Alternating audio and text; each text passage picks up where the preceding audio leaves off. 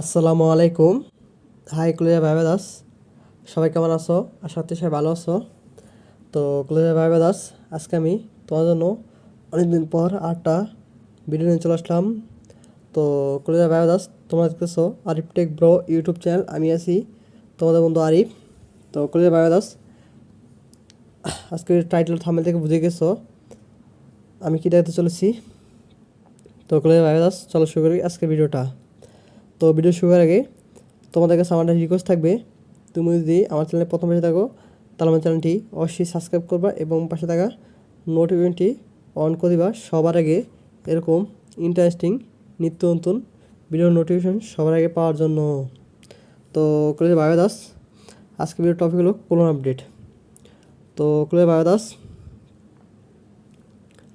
তো যাওয়ার আমি কয়েকদিন একটু প্রবলেম ছিলাম, তাই ভিডিও দিতে পারিনি।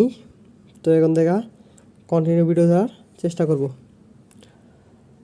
তো দেখতে পাচ্ছ তোমাদের এক এক করে বুঝিয়ে দিতেছি। তো পিপি হলো 15 বার, সিপি 12 বার, ওয়ার্ক মেটা দিবা, বায়ো ইউনিট নেম সেম দিবা, যদি বায়ো ইউনিট নেম থাকে তাহলে দিবা, না থাকলে তো দরকার নেই। অ্যান্ড কারেন্সিটি দিবা নিউ, এটা দিয়ে দিবা, ঠিক আছে। আর হোম সিটি দিয়ে নিবা।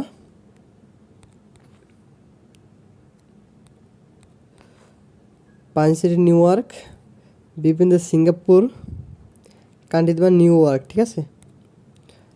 তো 𝗗𝗚𝗣𝗬𝗧 তোমরা আজকে কোনোটা স্ক্রিনশট দিয়ে রাখতে পারো। আমি তোমাদেরকে নেক্সট ভিডিওতে রিপোর্ট সিস্টেমটা দেখে দিব।